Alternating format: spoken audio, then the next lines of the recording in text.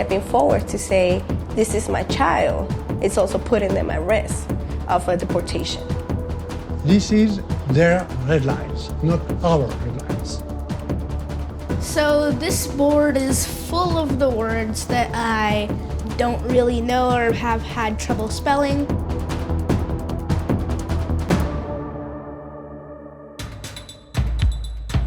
After a dinner that included steak, cheese, and corn last night, Secretary of State Mike Pompeo said the U.S. is making progress preparing for the summit with North Korea. Our two countries face a pivotal moment in our relationship in which it could be nothing short of tragic to let this opportunity go to waste. Kim Yong-chol is headed to D.C. next to hand-deliver a letter from Kim Jong-un to President Trump.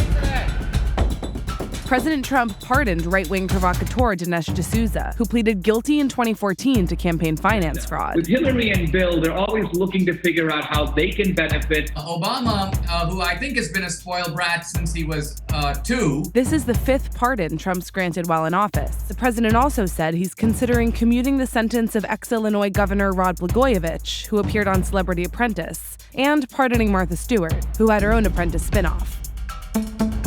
Virginia became the 33rd state to expand Medicaid under the Affordable Care Act, and New Jersey has passed its own version of the individual mandate. They're part of a wave of state-level efforts to make the ACA work, even as Congress tries to kill it. It's now illegal to wear a burqa in public in Denmark, the 4th European country to pass a law banning clothing that covers the face. The legislation was first floated by the anti-immigrant Danish People's Party, but the Danish government says the law doesn't target any particular religion.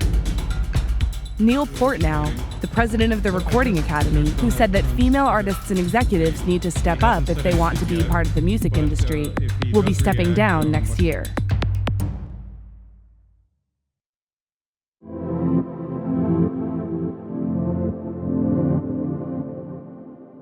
There's been a flood of stories lately about how the government lost almost 1,500 children who'd crossed the border as so-called unaccompanied minors. But it isn't true.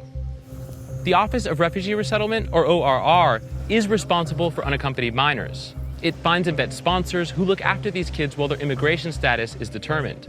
And then 30 days after they're placed with sponsors, it gives the children a call to make sure everything's all right. That's where the lost kid story comes from.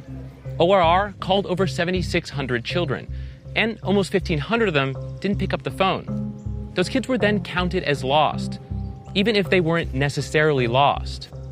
None of this is new. As a former official confirmed to me, ORR's stated responsibility has always ended with that phone call checkup. But something else has changed: how ORR vets sponsors. Back in 2014, Marix, an undocumented immigrant who asked us to only use her first name, didn't have to share much information at all to gain sponsorship of her son.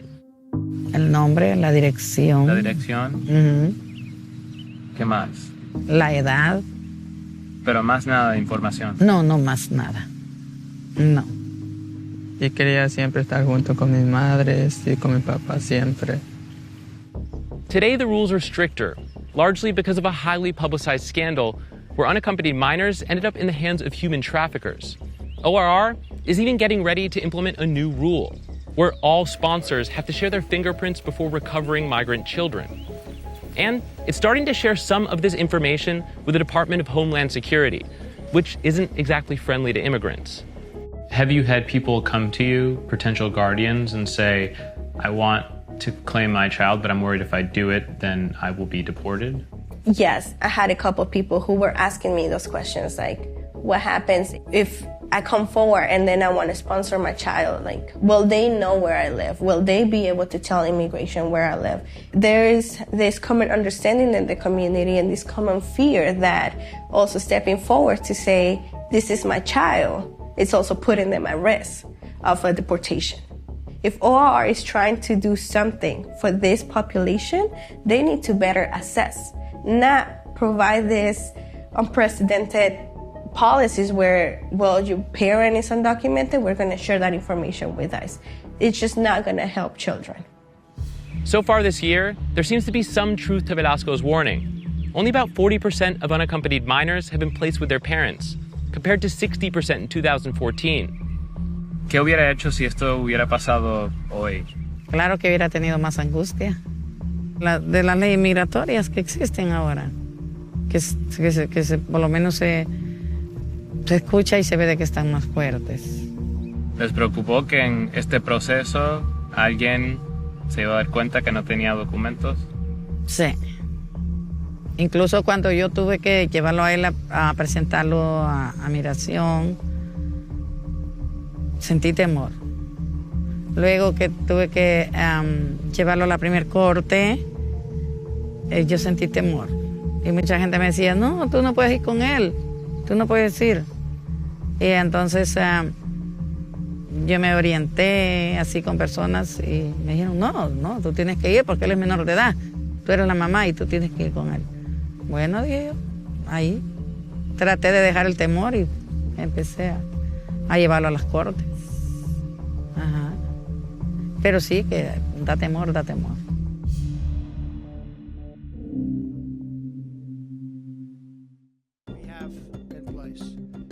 President Trump famously bragged that trade wars are easy to win, and it looks like he's about to get his chance to prove it. When the president announced his steel and aluminum tariffs back in March, he exempted Canada, Mexico, and the EU. Today, the administration slammed the door on those exemptions in the name of national security and said the tariffs would go into effect tomorrow. The argument that Canadian steel that is in American armored cars and Canadian aluminum that is in American fighter jets could somehow be a national security risk becomes even more absurd when one tries to apply it to cars or car parts made in Canada. Trudeau has reason to be livid. Canada is the largest exporter of steel to the US and the largest importer of American steel. And as he spoke, Canada went public with its counterattack. A 25% tariff on American steel, a 10% tariff on American aluminum, and 10% tariffs on an almost comical range of specialty goods from the States, including pizza and quiche, the big three of condiments, and basically everything you'd need for a sleepover party. It's a reminder of just how many American industries rely on access to the Canadian market and the European market. The EU released its own list of proposed tariffs on the US. Beyond steel and aluminum, they'd target American t-shirts, jeans, booze, tobacco, and makeup. Mexico put out a list too, adding American pork, cheese, and sausage. So what happens now? The three North American powers are in the middle of renegotiating NAFTA, and it could collapse entirely if the trade war drags on. It's just as likely, though, that the US backs down before the real bloodletting starts.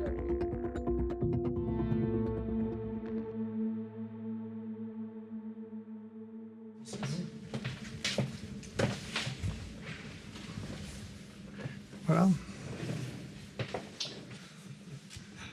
Il faut que vous fermiez la porte, là, s'il vous plaît. Vous disiez à ma secrétaire la porte à clé. Et vous dites à ma secrétaire qu'on ne nous dérange pas pendant l'interview.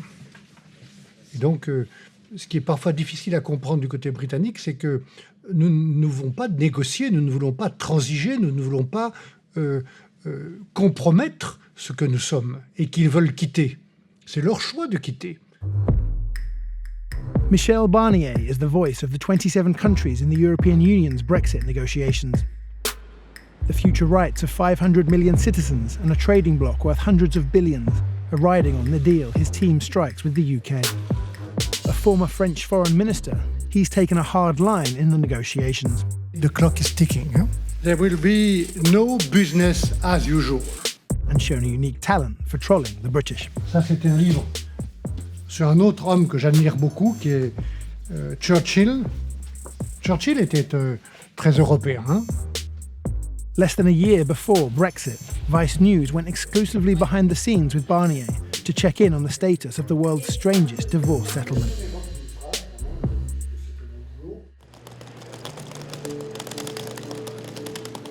Several times a week, Barnier leaves EU headquarters in Brussels to travel around Europe and speak to two very separate audiences. No apostrophe S after that here. Pas tout à fait classique ou précis. The first are the millions of Europeans who've entrusted him to make the best Brexit deal possible. It's not only about negotiating between officials in Brussels or London. It's all about the people, about the business, about the stakeholders. So I think that this negotiation cannot be secret.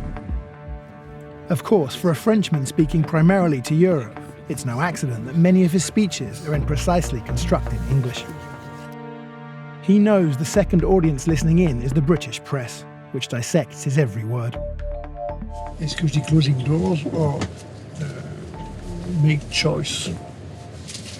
Closing doors, of course, also implies it's their will, but there you have the stronger message of, okay, they are making sure that certain things are not possible. With the UK still divided over key parts of its own position, repeating the same few phrases, it cannot be business as usual. Tinged with a touch of doom. The time is short, the clock is ticking. Is a deliberate part of Barnier's strategy for presenting a united European front. This is their headlines, not our headlines. In Brussels, his ability to keep Britain on edge has made Barnier the star of Brexit. Hello, you want to collective photograph, please? Thank you. Perfect, thank you. Thank you very much. You can't do politics without this contact with the people, huh? Totally impossible, huh? Behind closed doors, Barnier leads more than 30 advisors and technocrats, divided into different areas of EU policy. I mean, they promised to send me something by the end of last week, and I haven't received anything. Remind them. Together, they fix the EU's position on each aspect of the breakup, meeting monthly with their British counterparts to try to find common ground. It's slow, methodical, the very definition of bureaucratic, and Barnier loves it. Le Conseil, donc c'est un travail quotidien d'évaluation des problèmes techniques, juridiques, financiers, économiques qui sont posés par la décision britannique. They said on the phone that they still have some technical arguments that they want to try on you. But there's... I know. I've said max 1 hour. So they stick to their guns, but in fact they said that they had new arguments to actually submit to us. I don't think there is. Quand on a travaillé avec la délégation britannique sur le draft treaty, nous avons travaillé, vous avez travaillé, l'équipe, 3 jours et 2 nuits complètes. Et ça, c'était pas évident, donc c'était beaucoup de stress. There have been major breakthroughs. The two sides settled on the cost of the so-called divorce bill, the roughly $53 billion the UK will pay to buy itself out of its obligations to Europe. There's also an agreement to guarantee the rights of Europeans living in the UK and vice versa, as well as a transition period that lasts until December 2020, giving everyone more time to work out a future trade relationship. Le document principal, pour le moment où nous sommes, jusqu'au mois d'octobre, c'est ce draft treaty. Et nous avons fait un travail de coloriage. Et sur environ 75% de ce texte, aujourd'hui, nous sommes dans le vert. Et évidemment, ce qui reste, 25%, c'est le plus difficile et le plus sensible, là où il y a des risques au moment où je vous parle. Where the sides disagree, though, they disagree a lot. Should European courts or UK courts have the power to enforce the deal? How should Northern Ireland, part of the United Kingdom, interact with the Irish Republic, part of the European Union? The entire deal, transition and all, will collapse if there isn't agreement on everything. C'est un no deal, il n'y a pas de transition. Et ça, c'est le cliff edge. Hein. Et beaucoup de problèmes pour tout le monde. A final risk to the exit treaty is the elected officials themselves. Barnier needs to sell his deal to the people who are technically his bosses, the government and elected representatives of 27 EU countries. So I have this meeting once per week with this Brexit steering group, a small group of very key parliamentarians. To get the approval of the parliament, you must not wait for at the end of the process. You have to build every day, all along the roads, all along the process, you have to build the trust. Bonjour, vous allez bien? Bonjour madame. Ça va bien? These private weekly briefings are a key part of the strategy to keep the EU 27 united. Une situation politique britannique assez volatile. Je recommande que nous restions très unis et clairs sur nos objectifs et nos principes.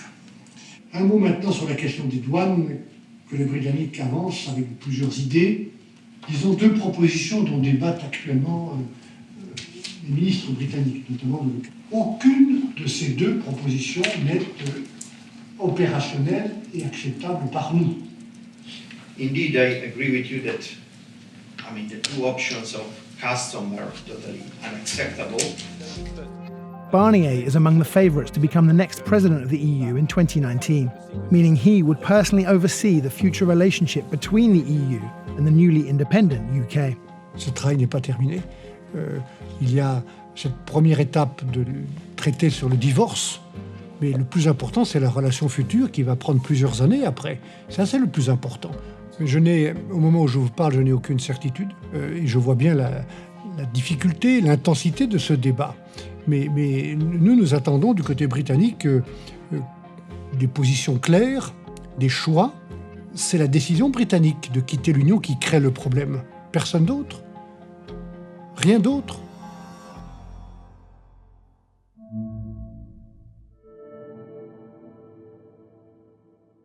This morning, if you went to Google and typed in California Republicans, you'd have learned something about them that might have surprised you. Listed in the knowledge panel is some basic info about the state GOP. And one of those things is ideology. And the first one listed was Nazism. The knowledge panel is designed to help users get information quickly. Though this isn't the kind of information the Republican Party wants delivered to voters 5 days before the California primary. Conservatives already believe big tech is biased against them, and quickly claimed this was another case of liberal Silicon Valley intolerance.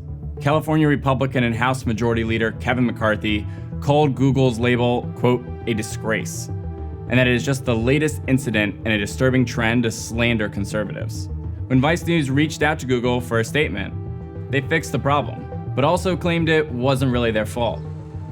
Google told us that nobody within the company changed the description, and that the knowledge panel automatically populates from a bunch of different websites. Quote, occasionally errors get through, and that's what happened here. The company also said that giving preference to content of one political ideology over another isn't something they do. So far, Google has avoided some of the political outrage that Facebook and Twitter have been subjected to. But with Fox News and Drudge Report picking the story up today, the company may not be able to hide anymore.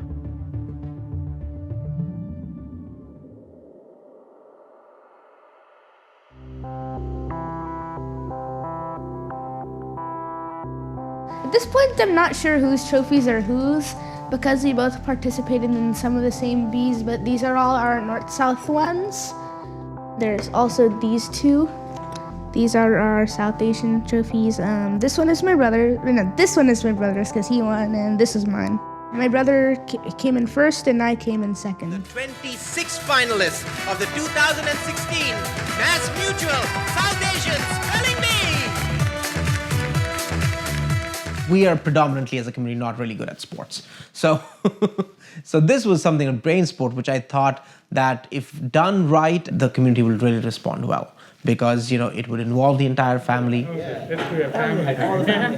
I've known the Gandastri family now for 3 or 4 years. Round of applause for the Gandastri brothers, please. Started taking notice of these two boys. And it's only later on I realized that they're brothers. Phonesthenia. Phonesthenia, can I have the definition? I've been to Scripps twice, but since I'm in high school, I'm too old to do it again this year. Hippophagus. Hippophagus, is this feeding on horse flesh? Pretty much, yeah. Hippophagus, H-I-P-P. I'm excited for him that he gets to go because it's a really amazing experience, and I'm also, frankly, really nervous about it. L-O-U-S. You're spelling too fast again. I don't know how he'll do. He's a bit of a wild card at times. I usually spend around 1 to 4 hours on spelling every day. Stasis. We look at all-round development, like academics is first and then their after-school activities. But we had to cut down swimming to make time for spelling bees. Sometimes I feel a little bit bad. Other kids in the backyard are playing and throwing stuff at the balls at each other or whatnot, and these people are like learning new words. So this board is full of the words that I don't really know or have had trouble spelling. These two, they might seem normal, like just short words, but apparently this is pronounced run.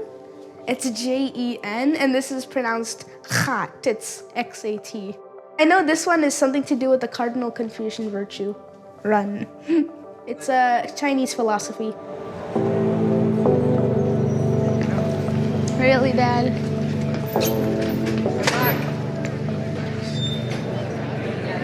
You know, right? No. All spellers, step right up. Please proceed. You guys can skip the line. Come right on in. 3 lanes. We have 3 lanes, spellers. Harissad, Harissad. May I have the language of origin, please? Greek. Parissad. P. Right now is the oral spelling, so my group goes onto the stage and we spell words from a list that we got. Venacious. Equal.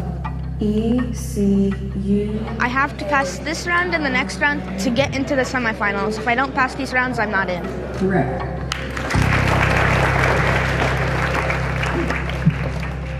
Good morning, Dr. Billy. Hi. How are you, Rishik? Good. How about you? I'm doing pretty well. Cumbrous. Can I have the definition? Cumbrous means making action or motion difficult, unwieldy. Can I have part of speech? Adjective. Cumbrous. C-U-M-B-R-O-U-S.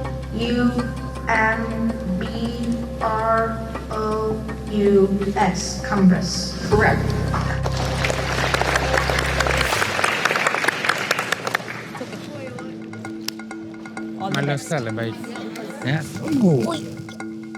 Bye. Group of vehicles proceeding or traveling together in a file. Caravan. C-A-R-N-I-C-I-Z-E. Botanicized. Correct. Gentilical is spelled G-E-N-T-I-L-I-T-I-A-L. I heard gentilical. Can I start it? Sure. R-E-L-E. Click the title.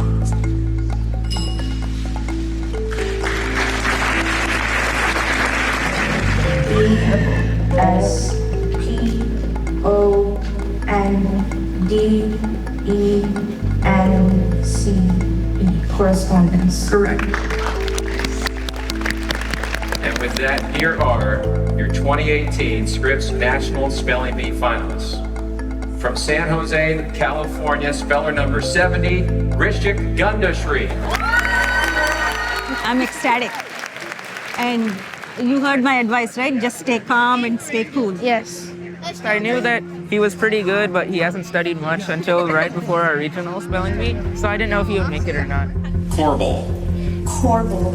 C-O-R-B-E-L.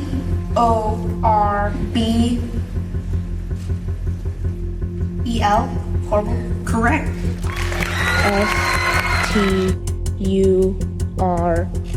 Lunchroom. Correct. N-E-S-E. Unanese. Unanese is spelled Y-U-N-N-A-N-E-S-E. Thank you. So when I heard the word, I thought it was a different word, and I didn't know the word that they were actually giving me, so I just went with the word I knew, but I got it wrong. We are incredibly proud of how far he has come, and it was his first try, and Yeah, we are very proud of him. we are very proud of him. Well, I'm feeling a little disappointed because I got out, but well, I tried my best, and that's all that matters.